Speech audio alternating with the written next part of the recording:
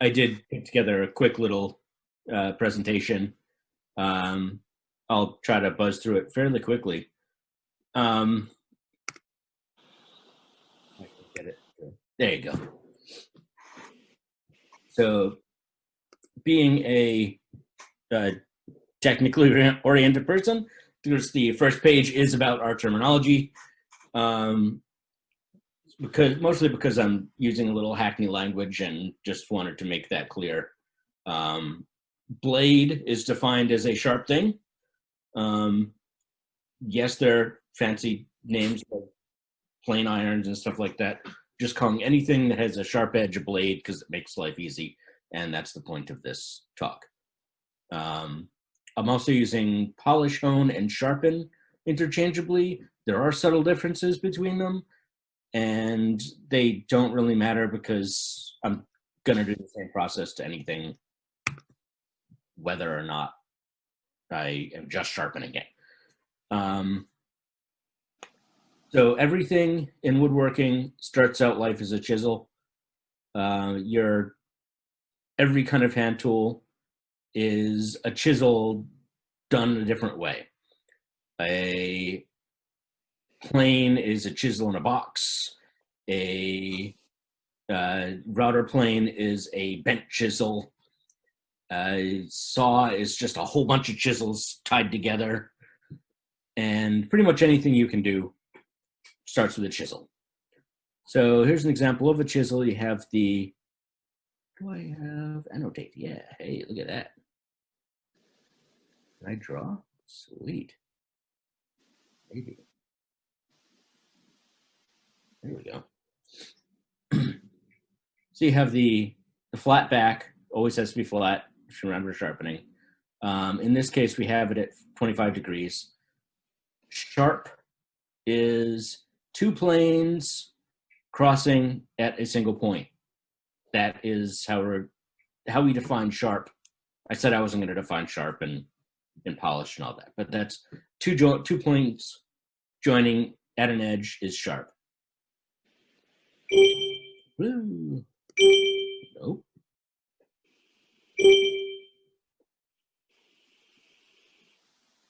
Can I move on? Okay. Oh, that's still there.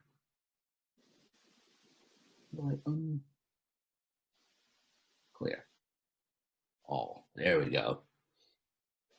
So bevel down plane, the classic kind of plane that everybody's used to seeing, the one that you see on posters and signs and stuff like that, has a 45-degree, what's called a bed angle.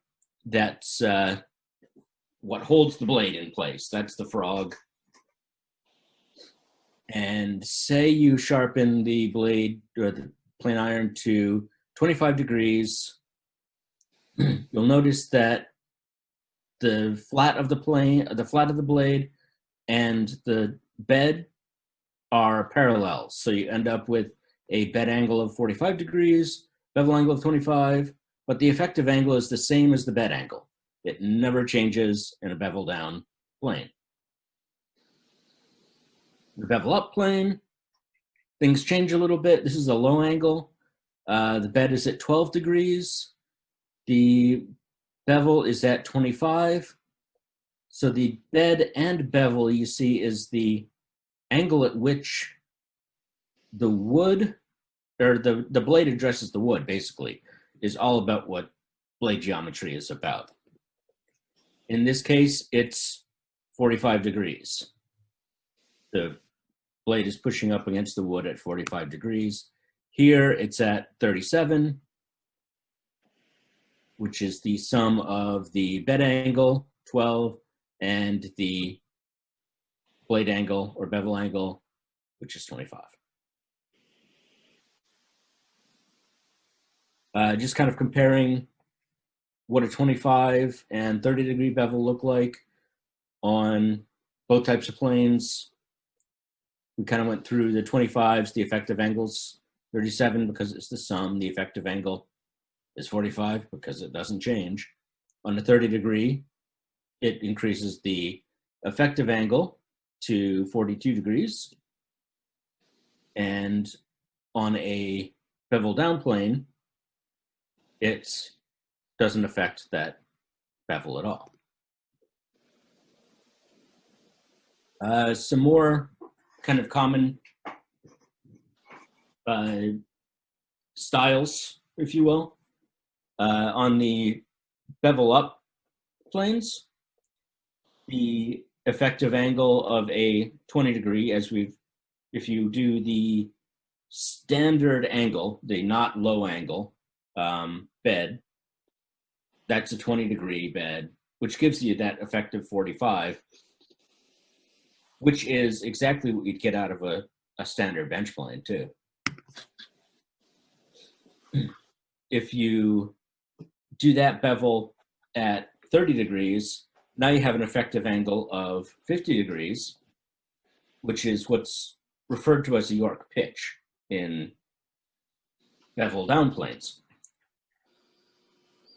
The kind of the deal with pitches in general is on a plane at least, a lower angle generally provides an easier cut. It'll push through easier. It'll do end grain. It's usually done at a very low angle. It has trouble though when it gets to like highly figured woods going against the grain. If you think about it being a very thin piece of metal slipping into that, slipping in the wrong direction, it's going to just grab the wood and tear the hell out of it. If you increase that pitch, which is what typically the York and middle pitch styles, middle pitch is up to 55, which is kind of huge. Those are used a lot of the time on figured woods because it doesn't dig in as much. You think about a 45, how steep an angle that is. You're almost scraping more than you're actually cutting anything.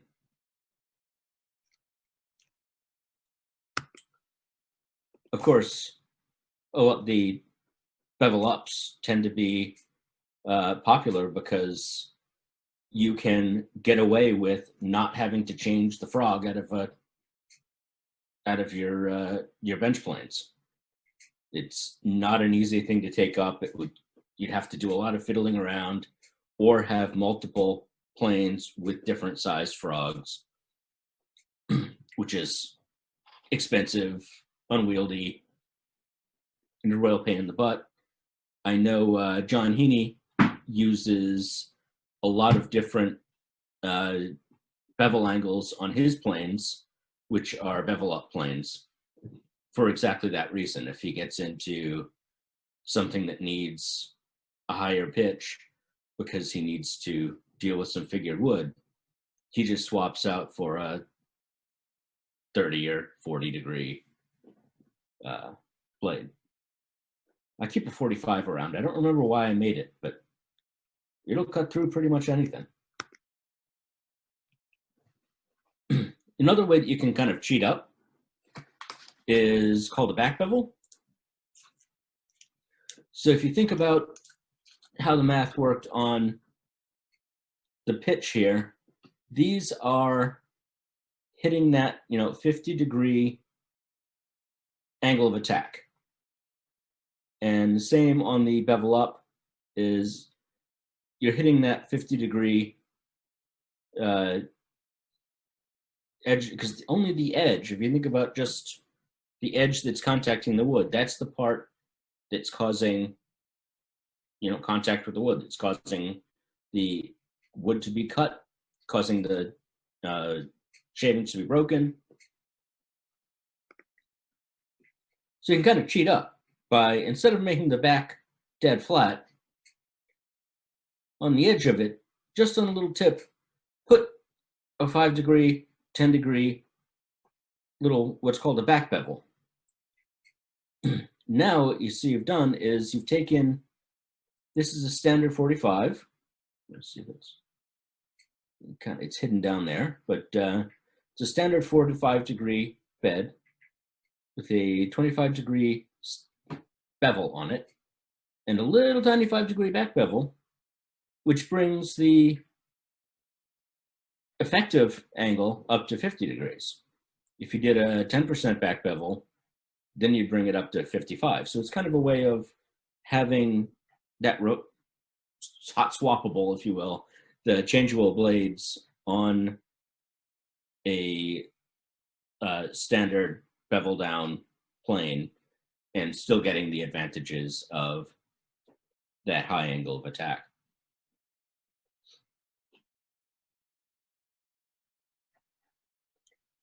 Now, the problem, or one of the problems with sharpening, is your cutting surface. As we talked about, what really matters is this little teeny tiny, just that little tip right there is all that's touching the wood. That's the only part that's cutting anything.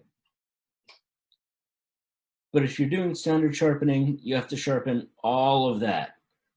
And sharpening essentially means removing metal. So you're going to sit there on the stones, and despite using only this much here, you're removing metal from all of this. So you get stuck sharpening for quite a while. So that's why people tend to turn to a microbevel. Basic terminology for microbevels is you have what's called the grind angle and bevel angle.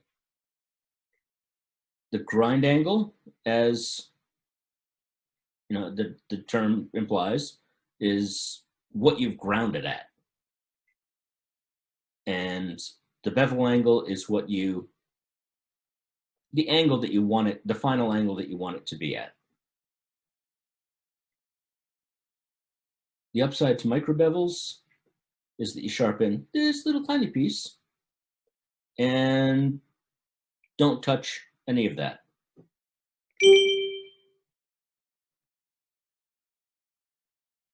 Or to put it simply, this part's polished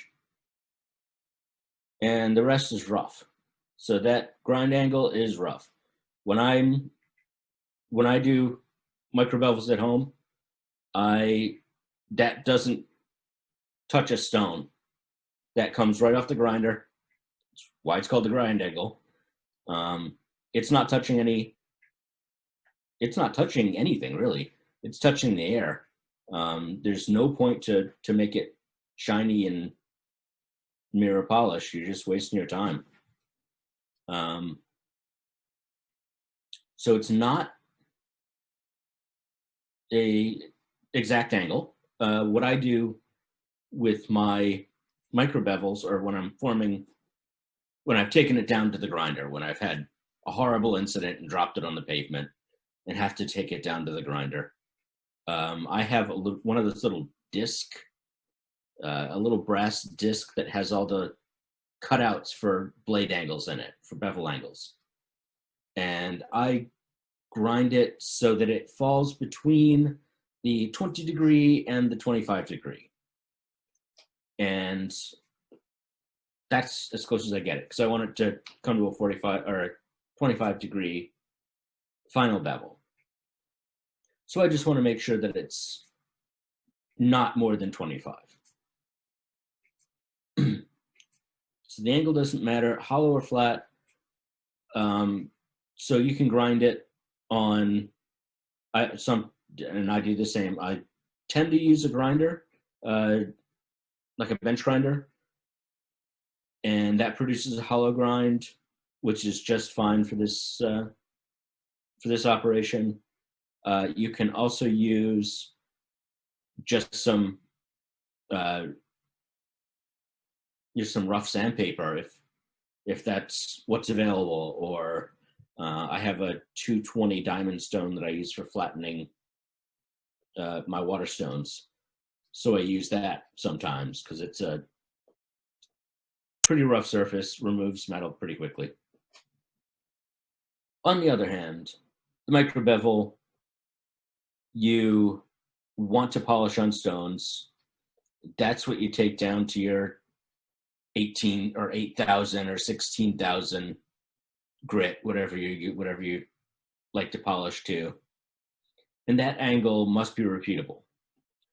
It doesn't necessarily need to be any given angle, um, depending on what you're doing with that blade and what you want for durability or fine, like um, a fine chisel, you might want it down to like 20 degrees. So you might want to cut, grind it down to 15 to 20 and then polish that 20 degree. Sometimes you'll want, I have mortise chisels that live at 45 degrees because they've just got to have that edge that you are pounding on all the time. So I would take that to like 40 degrees for the grind angle and then polish that tip to 45. And that has to be repeatable. It could be, it doesn't matter that that's 25 or 45. It could be 24 and a half or 43 and 2/3, as long as that's the same angle that you polish it at next time.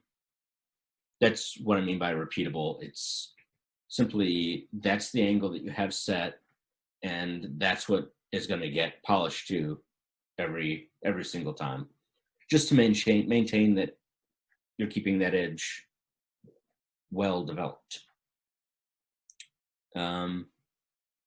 So microbevels, you'll hear a lot about microbevels, magazine articles about the magic of microbevels and the Lee Valley, the holder for their, what's the blade angle holder thingy that they have, the Mark II, that has, what's that? Honing guide. Honing guide, that's the word I'm looking for. The Lee Valley honing guide has a little special wheel that you can turn on it to make it, 1 degree or 2 degrees different. That you'll hear a lot about, 1 degree or 2 degrees or 5 degrees or whatever. It doesn't matter. As we've mentioned, that grind angle is only touching the air. You're not touching any wood with that. All it's doing is supporting that blade, supporting that microbevel. That's the only part that's cutting is the microbevel. So that's really the only part that matters. If you want it to be 45 degrees,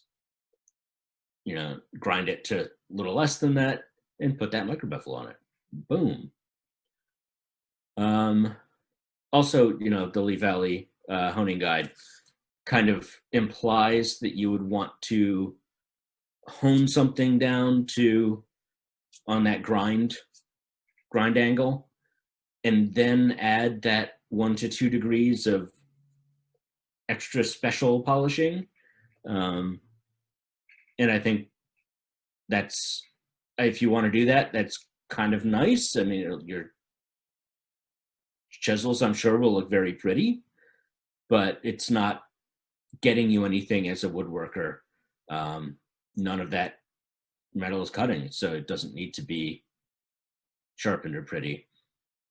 In fact, I kind of like it a little on the rough side, because when I do go and polish that edge, I can clearly see where my microbevel is, make sure it's straight across, make sure that I don't have there's no wibbly wobbliness in there. It just kind of makes it clear where the grind ends and the bevel itself starts. And you can watch as time goes on with the microbevel, since you're removing metal, you're going to be moving it up through the grind angle, or through the grind section, if you will. And it kind of gives you an eye, it lets you keep an eye on when it's getting a little steep, and maybe you feel like you should grind it down again and start a new microbevel. Any questions? That was kind of a whole lot thrown at you at once, and a lot of math.